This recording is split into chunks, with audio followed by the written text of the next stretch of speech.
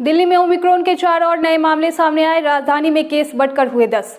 Corona virus के नए variant Omicron के दिल्ली में 4 और नए मामले सामने आए हैं। इसके साथ ही राजधानी में ओमिक्रॉन के कुल मामले 10 हो गए हैं।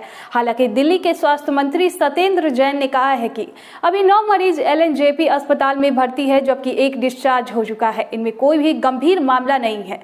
वहीं अब तक दिल्ली समेत देश के 11 राज्य में नए वेरिएंट की जद में आ चुके हैं। स्टेट बैंक ने बढ़ाई ब्याज दर, अब महंगा हो गया है लोन, ज्यादा देनी होगी EMI।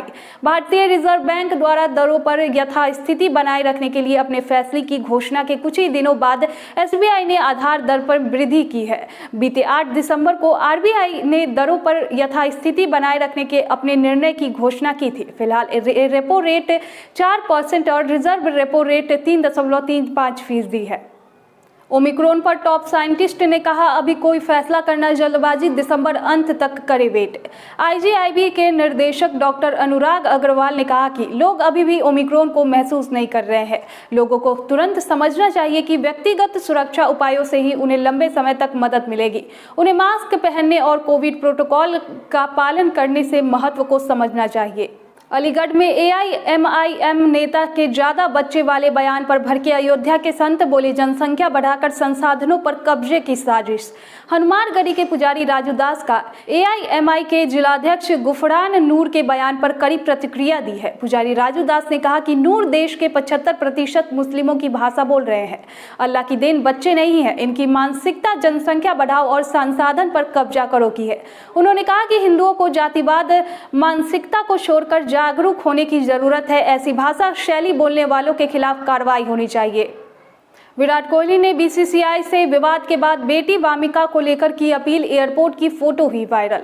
साउथ अफ्रीका दौरे पर रवाना होने से पहले भारतीय टेस्ट कप्तान विराट कोहली ने प्रेस कॉन्फ्रेंस की, जिसमें उन्होंने BCCI के दावों को खारिज कर दिया, जिसके बाद भारतीय क्रिकेट में एक बड़ा विवाद खड़ा हो गया है। भारतीय टीम गुरुवार की सुबह साउथ अफ्रीका के लिए रवाना हुई। अखिलेश यादव ने राकेश टिकैत पर डाले डोरे, कहा चुनाव लड़ना चाहते हो तो स्वागत है। उत्तर प्रदेश विधानसभा चुनाव का समय जैसे जैसे नजदीक आता जा रहा है, सियासी सरगर्मी और बढ़ने लगी है। एक साथ बैनर पर दिखने के बाद अटकलों के बीच अखिलेश यादव ने राकेश टिकैत पर डोरे डाले हैं। सपा प्रमुख अखिलेश यादव ने भारतीय किसान यूनियन के नेता राकेश टिकैत को न्योता दिया है और कहा है कि अगर वह चुनाव लड़ना चाहते हैं तो सपा उनका स्वागत करेगी। PM मोदी ने नेशनल वॉर मेमोरियल पर 1971 के शहीदों को दी श्रद्धांजलि। प्रधानमंत्री नरेंद्र मोदी ने गुरुवार को नेशनल वॉर मेमोरियल पर 1971 के पाकिस्तान के साथ युद्ध में शहीद हुए सैनिकों को श्रद्धांजलि दी। उनके साथ इस मौके पर रक्षा मंत्री राजनाथ सिंह भी मौजूद रहे। PM ने एक ट्वीट में कहा, 50वें विजय दिवस पर मैं मुक्ति योद्धाओं, वीरांगनाओं और भारत सशस्त्र बलों के वीर जवानों की वीरता और बलिदान को याद करता हूँ। साथ मिलकर हमने दमनकारी ताकतों से लड़ाई लड़ी और विजय हासिल की। खेती को केमिस्ट्री की लैब से निकालकर प्रकृति की प्रयोगशाला से जोड़ना होगा, PM मोदी।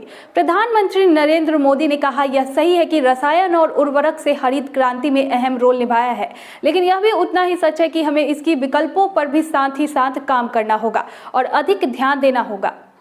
गुजरात की केमिकल फैक्ट्री में जबरदस्त विस्फोट, आग लगने से 12 लोग झुलसे। गुजरात के पंचमहाल जिले में फ्लोरा केमिकल्स फैक्ट्री में जबरदस्त विस्फोट हो गया। हादसे में 12 लोग घायल हो गए। आनन फानन में इसकी जानकारी फायर ब्रिगेड को दी गई। चुनाव से पहले योगी ने खोला पिटारा, 24 घंटे बिजली के लिए 10 अरब दिए। उत्तर प्रदेश में विधानसभा चुनाव से पहले योगी सरकार ने अनुपूरक बजट के जरिए पिटारा खोला है। सरकार ने गुरुवार को 8,479 करोड़ रुपए का अनुपूरक बजट पेश किया है। इस बजट में कई 24 घंटे बिजली की आपूर्ति और काशी विश्वनाथ दर्शन के लिए भी फंड का आवंटन किया गया है। इसके साथ ही खेल विभाग को 10 करोड़ रुपए दिए गए हैं।